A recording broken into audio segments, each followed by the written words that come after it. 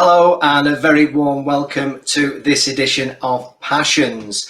And today I'm really delighted to talk to somebody who has a real deep passion, and that is Clive Bruton.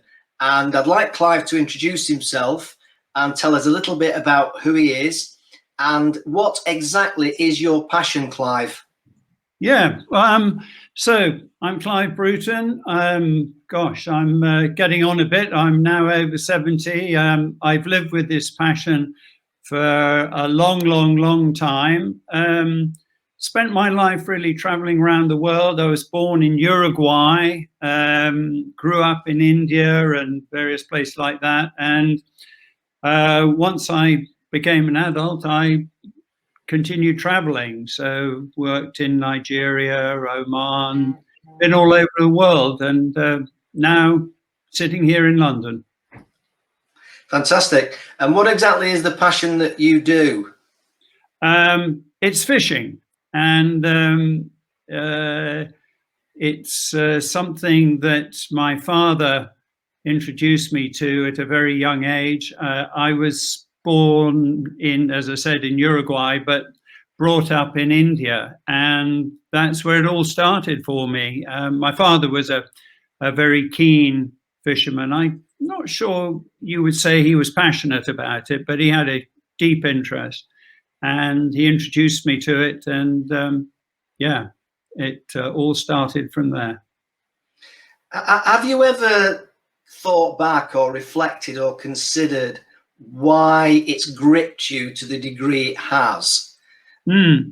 It's interesting, actually, because I've reflected on that. My brother, who was a little younger than me, was introduced, as I was, to fishing by my dad in India, and didn't really, as it were, hook him. Good one. I was hooked from a very early age, and I was reflecting on this. I mean, I suppose it was sharing something with my father, of course, was very important. He went off, every weekend on these mysterious trips, and I always was wondering what was going on.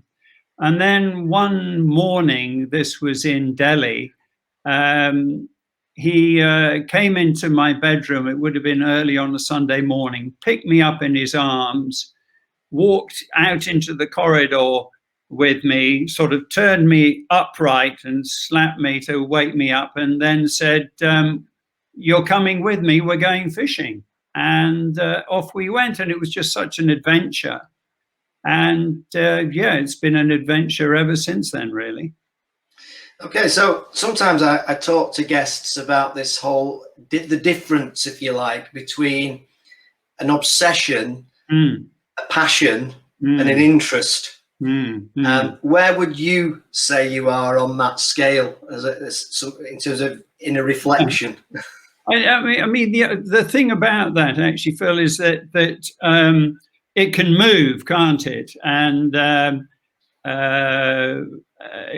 it can start off as an interest or a hobby, and then as you get to know more about it, get more interested, it can then become more serious, and then you get the dividing line between a passion and obsession. And I think if you talk to my wife Jane, she would say, "Oh no, it's an obsession. It's an obsession, mate." I would say it's still under some sort of control. So it's a passion, and I passion and interest or hobby. I think it's the emotions it arouses in you, the feeling that you can't live without it, the fact that you spend a significant amount of time every day almost thinking about it, or planning it, or exploring it, or it sort of takes over your life a bit, in the way that you can't just put it down like a hobby and say, "Oh well, next month maybe I'll go and have another round of golf." It just takes you over, really. So do you also study it then? Do you do the theory, if you like? Obviously, the book reading, or is nowadays the internet watching? Are you literally doing it when you're not doing it, as it were? Yeah, I'm my passion. It's sort of got more refined over time. So I mean, I'll do any kind of fishing, but really, what I love doing is fly fishing. And one of the wonderful things I've discovered about fishing is that in most physical things that you do in life, as you get older, your physical capacity wanes, and if you're a runner or I don't know, a swimmer, you can't do it as well today as you could 5 years ago, at least in my case. What I've discovered with fishing is that if I think about me as a fly fisherman now compared to 10 years ago, I'm a lot better. I'm more proficient. I'm more skillful, and that's one of the wonderful things about fishing for me is that um, it doesn't follow that normal trajectory of as you get older, everything gets a little bit worse. Actually, I'm better now than I was, and one of the ways I achieve that is. And this may seem a bit strange, but I go down to the Thames at Putney with my fly rod. I don't have anything on the end, so I'm never going to catch anything. Although I get lots of people coming up to me and saying, "Hey, mister, you caught anything yet today?" And I go, well, no, actually, I haven't, because I haven't got anything on the end. But it allows me to just go down there and just go through the motions and enjoy it and get out in the fresh air and practice. That's fascinating, actually. That you love it so much that you put the rod in the water, and you know you're not going to catch anything. Yeah. That is absolutely fascinating. Well, you could say it's totally balmy, but yeah. But one of the things I suppose that I mean, there are all these sort of cliches, and people say, "Oh, well, that's why they call it fishing and not catching." But actually, I've been up to Scotland for a week fishing, and I fished, I don't know, 10 hours a day for a week and not caught a thing. And I could still go home full of joy and happiness and thinking that was wonderful. So yeah, it's in a way the catching sometimes is fairly incidental, really. No, I think that's a wonderful thought, actually. That does demonstrate a passion. I think there's no doubt about that. And obviously you got into fishing when you were younger, but from what you were saying, you travelled a lot. Yeah. Was it, shall we say, I'm trying to think of the best word, sexier back in the day when you were able to fish in amazing lakes in amazing countries versus the local pond where I live down in Salford or somewhere? Does that make a big difference in terms of hooking you in? Well, I mean, going back to what I was saying about 5 or 10 years ago, I mean, I travelled a lot, so I always had my fishing rods with me and was taking them wherever I went. Oops, that's the phone. I don't know what I can do about that. Don't worry, I can edit it.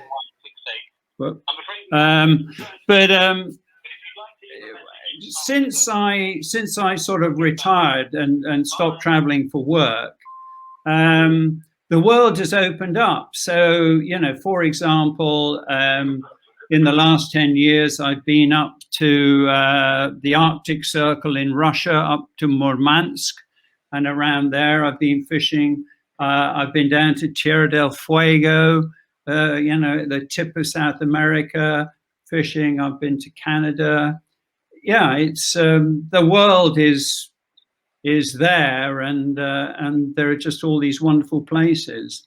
And one of the things actually just on that is that we Brits, when we were traveling, we used to take little trout with us, not me, but explorers and people, and then we would plant them in places we went to, like Kashmir where we introduced trout, Tierra del Fuego, and we took a little barrel, or I don't know, something like that, with a few of these little fish in, put them in the rivers, and then they propagated. So yeah, That's wonderful. Yeah, that's wonderful. So obviously, I have to ask you now, based on all those travels, is there a place?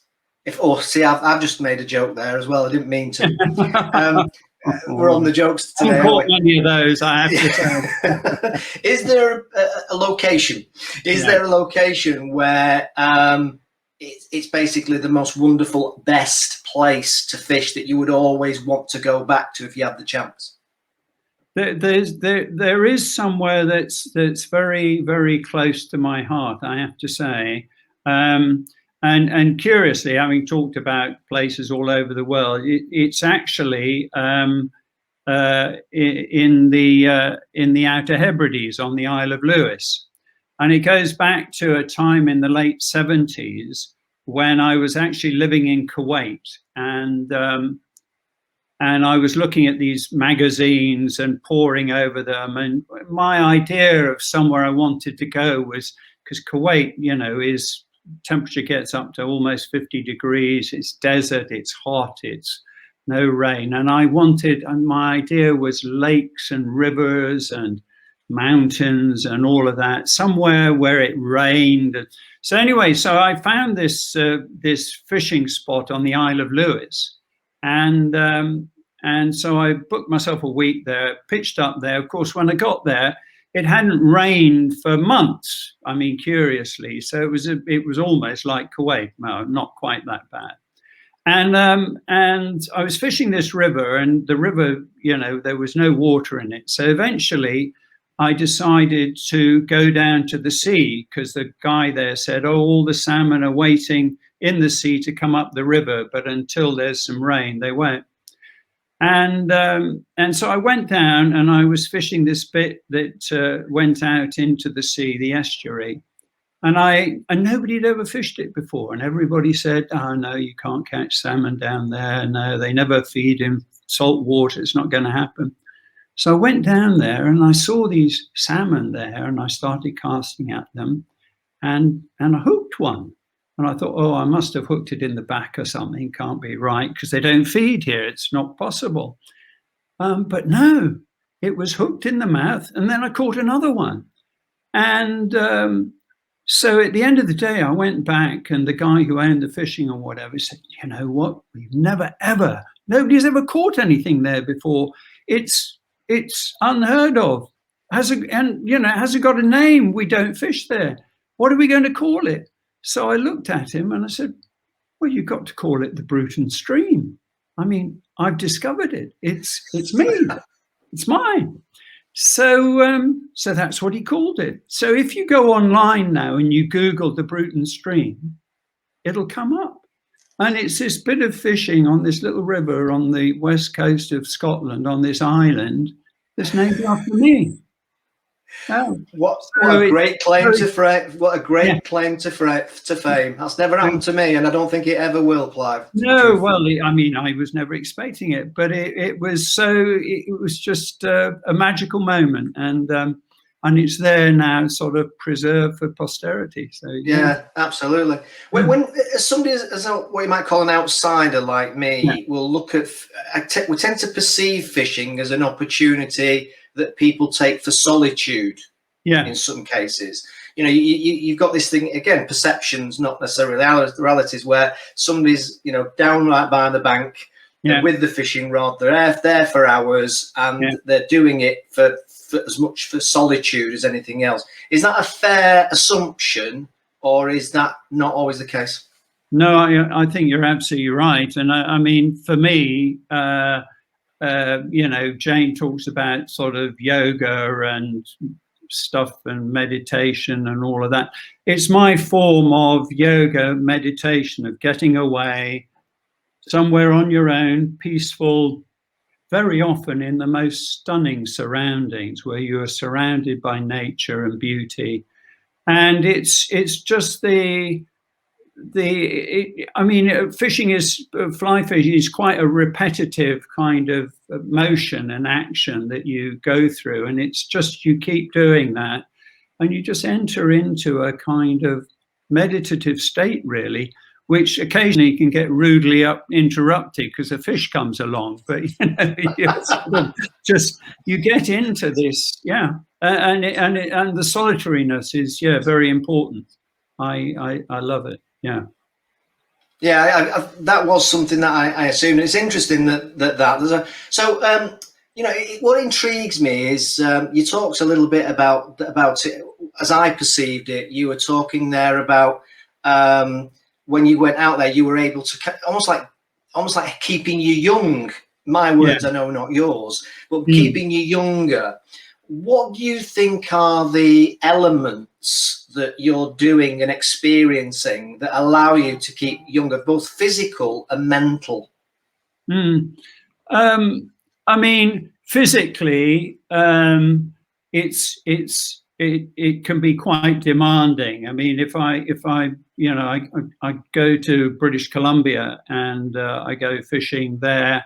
You get up at, I don't know, 4:30, 5 in the morning, head off up this trail, and then you're clambering over rocks. And once you're in the river, you can be up to, your chest in fast flowing cold water, and trying to keep your balance and all of that while still fishing. So physically, it certainly demands a certain degree of fitness, and that's great because it just keeps you fit.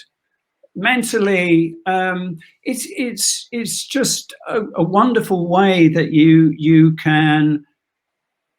I find when I really am fishing well, I'm not thinking about anything else. The cares of the world, of the issues, whatever, they all just sort of dissipate.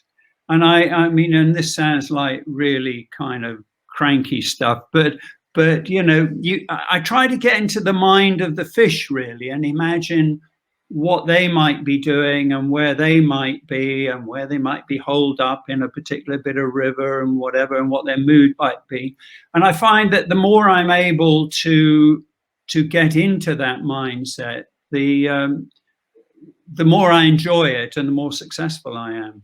Don't know if that answers that, but it's a kind of mental state that you really where you're almost disembodied and just in your surroundings and becoming part of them. No, I think it does answer it, and I think it's very topical and very relevant, Clive, at the moment. There's lots of discussion and debate, obviously, in terms of as we're all getting older, and dementia is a massive talking point now, and I don't think that's going to go away anytime soon.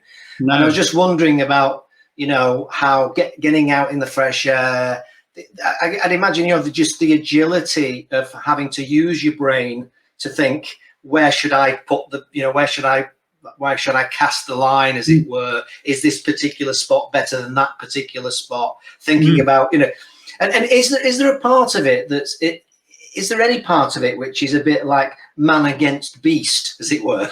Like man against fish, a battle of the wits. Well, there's certainly a battle of the wits because, I mean, as in so many areas, there have been huge advances in technology and use of materials and all of that. I mean, in the old days, people use these enormously heavy rods that, I mean, they talk about when you cast those old rods, they had a kind of pendulum effect, and if you weren't very careful, it could almost tip you over it into the water. So always advances. And so when you go to a river and you're fishing, you've got choices about different lines and how deep they sink or how high they are in the water. You've got different flies that you can use. There are lots of bits and elements of this. So it's a kind of very large problem-solving exercise where you're trying to find the right solution from this array of things that you have in front of you. And you're, particularly with salmon fishing, you're faced with the ultimate conundrum in it, is that actually salmon, when they come into a river, they stop feeding. So they're not eating when they're in the river. So you have to work out, well, what's going on? You know, I'm not going to catch this fish because it's desperate for a meal. So you are then trying to work out, so is it going to be curiosity I'm going to try and entice it with, or is it going to be an aggressive instinct that I'm going to try and, you know, lever against it? So yeah, there's a lot of thinking that goes into the potential solutions you come up with when you actually start casting your line. Yeah, that's what I thought, actually. I can imagine it being a really interesting and enjoyable corporate event, actually. Yeah. You know, it's a training event, because we all talk about training, and my business does a lot of training, and at Passions we're going to do a lot of training, and you know, it's always finding those different things that can get people excited and interested, rather than, you know, four magnolia walls in a hotel with a flip chart, you know. And it seems there are a lot of elements of that which are corporate related, like problem solving, decision making, communication, all that sort of stuff.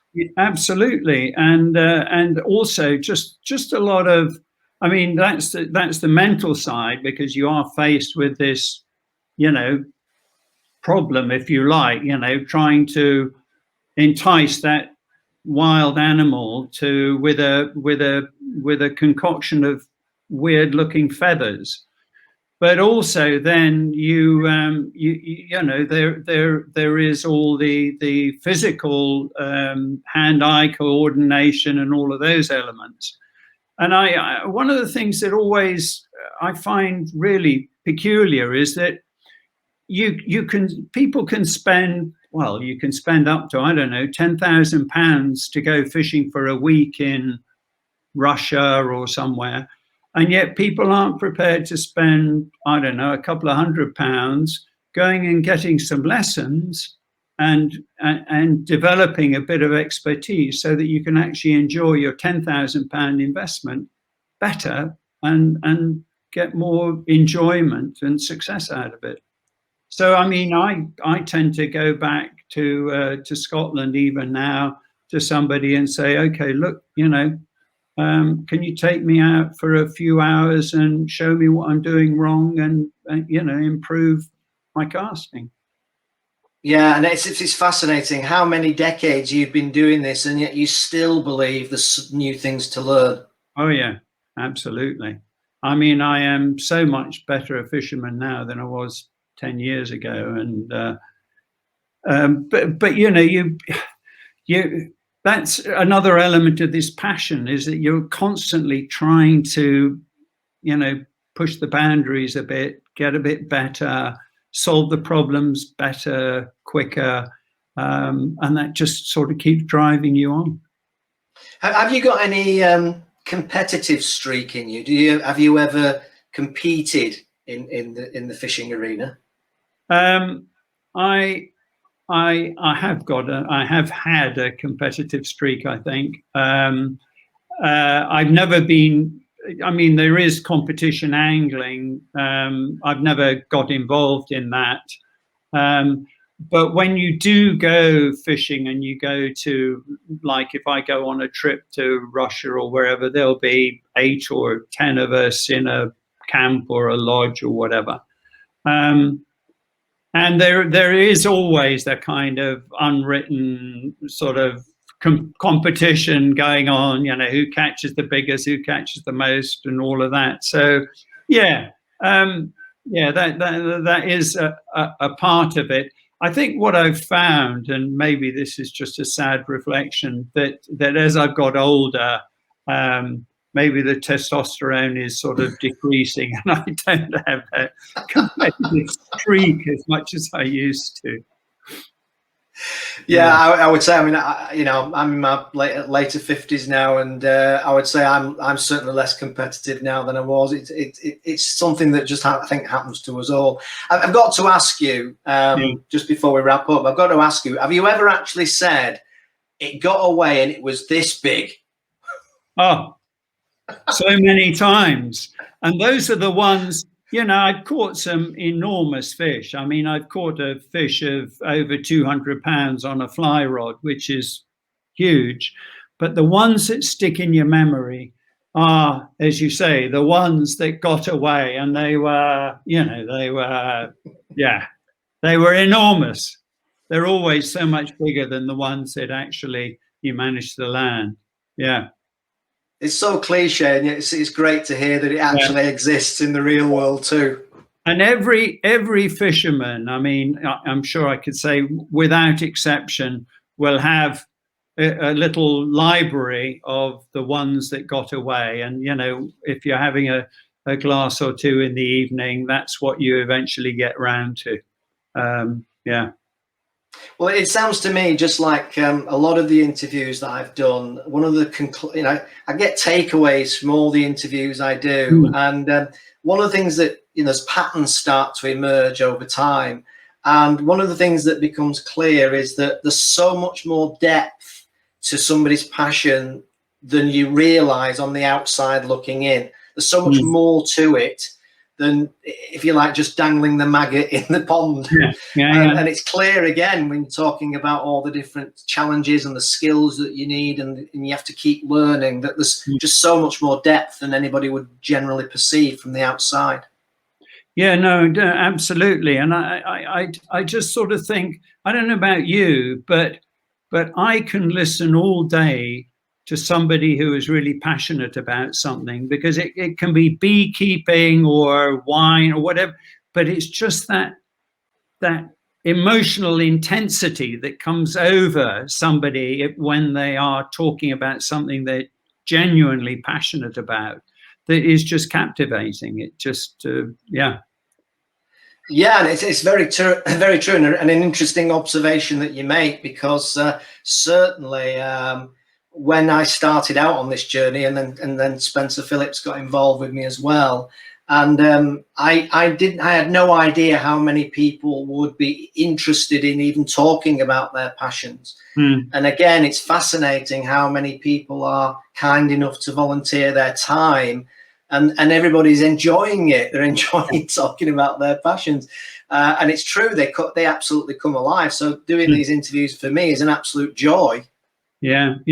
No, I mean, the opportunity to to talk to someone or a captive audience about something that you're passionate about. I mean, who wouldn't want to spend time doing that? It's it's just a wonderful opportunity. But I was listening to a program the other day about happiness, and there was this guy came up with this sort of algorithm, and it was talking about he sort of defined happiness as something where your expectations trumped or were better than reality. So that and conversely, clearly, disappointment was where that didn't happen. And I was thinking about fishing, and I think one of the reasons why fishermen, by and large, in my experience, are so happy and perhaps so passionate is that, by and large, certainly with salmon fishing, you start off with very low expectations, so anything is a bonus, and so you're constantly having your sort of happiness quotient reinvigorated, because it just keeps giving, and you start off with these fairly low expectations, and very often that's the way it goes. But there are these moments of just enormous, wonderful exhilaration. I think that's as much a life lesson as anything, Clive, to be honest. I think that's amazing. Okay, final question then, and you might not have an answer to this, But is there any, have you got any guilty passions, any guilty pleasures that related to fishing or not, that people might be interested in? Guilty pleasures. I mean, the way I think I'd answer that is guilt in terms of, I think there is a guilt tied in with passions, is that if you are really passionate about something, it does take an awful lot of your time, your interest, your emotional involvement. And that is therefore to the detriment of others who you may be involved with or other things that you're supposed to be doing. So I know that, you know, I spend a huge amount of my time, money, resources on this passion. And, you know, I think occasionally Jane turns around and says, hey, what about me? You know, because it takes a huge amount of all those things away from other parts of your life. Yeah, I think that's a fascinating insight, and so very, very true. You know, Yeah. we do a lot of business consulting, as I said, and we talk to entrepreneurs and budding entrepreneurs about the importance of understanding the sacrifices that one has to make in order to get to where you want to go, depending on the size of that ambition. And I think what you've just said there is very, very, very true. And you know, whether it's the husband of the wife who is you know, runs the local netball team, but is passionate about it to the point where she's at every weekend she's out looking after them, and in the week she's out training them or whatever, and then fishing, going away, golfing, going away. And businesses, you know, where people will spend 16 hours in the office. So I think that's a very interesting point, and very relevant to a lot of people who will be watching and listening to this. I think what I just one of the things I've discovered is that actually, if you can find somebody to pass your time with who has an equally absorbing passion, and Jane is absolutely passionate about cheetahs, then you kind of get to some sort of equilibrium, don't you? Where, you know, it's the guilt is equally shared. Yeah, and I guess there's a lot more empathy at each way with that scenario. Absolutely, yes. You can understand, the other person's involvement. Yeah. Yes, and of course we've had your wife Jane, Dr. Jane Galton, on the show, and talking about cheetahs, and just in the same way that your passion exudes from you, Jane's passion for cheetahs exudes from her in the same way. So it must be very interesting in your house at times. Yes, it is, and but you know, I just think being around someone who's passionate about something is just so invigorating and fulfilling. So it is brilliant. Okay, Clive, well, that's really, really good. I'll finish it there. Lots to take on board there. And as I say, I get takeaways from every interview I do. Plenty of takeaways for me there, thinking about everything you've said. And, you know, I think a lot of people probably, maybe boys more than girls generally, and I'm not being sexist with that, it's just generally tends to be true. And we will dabble with fishing in some shape or form when we're kids, or you know, obviously when I was a kid, there was nothing else to do other than go to the local fish. So I, you know, we dabble in fishing, and I think that's what a lot happens with passions. Where you're younger, you dabble in different things before you actually find the thing that is truly your passion. And then of course the passions can change over your life dependent upon circumstances and dependent upon careers and all that goes with it. And you know, passions can become less important to you, and I guess they become interests, or interests can become passions. But going back to what you say about fishing and his kids, I mean, one of the things that fascinates me when I'm down at Putney, you know, with nothing on the end, but just practicing, is the number of largely men, but also one or two women as well, who come up to chat, because it is about those memories of having fished when they were kids, and they see someone fishing and they come up and want to talk about it, and you have wonderful conversations with people and them reliving their childhood memories of actually doing the same sort of thing. It's very true that now you mention it. As I say, I'm in Manchester and we go off to Blackpool quite often, especially when it's a bit stormy. We enjoy a good storm, me and my wife. And but it's always the case. There's always fishermen across that prom in Blackpool, and I can't resist talking to them, watching them. Are they going to catch anything? You know, it's a fascination, even when you're not necessarily passionate about the subject. No, you just get drawn to it somehow, and it's No, I mean, I spent a chunk of my life in Lancaster, so I remember Blackpool well. And you know, whenever you see someone sitting there on a pier, you want to go up and say, "You caught anything?" And you know, and off you go. And you know, I guess if you're the fisherman concerned, you're thinking, "Oh God, I wish these people would just leave me alone and let me get on with my fish."